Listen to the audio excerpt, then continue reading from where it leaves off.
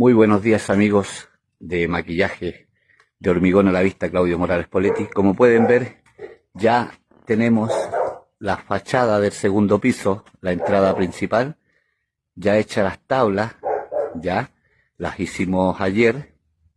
Hoy día ya están secas y ahora vamos por el lijado para dejarlo lisito, para endurecerlo, fortalecerlo, impermeabilizarlo y hacerle el dibujo de la veta, ¿ya?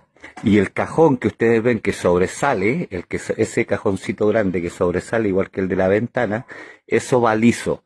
Por ende, el cliente lo quiere liso sin tabla, solamente el fondo tableado, y eso lo quiere sin tabla, y le vamos a dar un color más oscuro, ¿ya? Y las tablas, como pueden ver, ya están hechas, hay que lijarlas, suavizarlas, para que queden igual que este muro.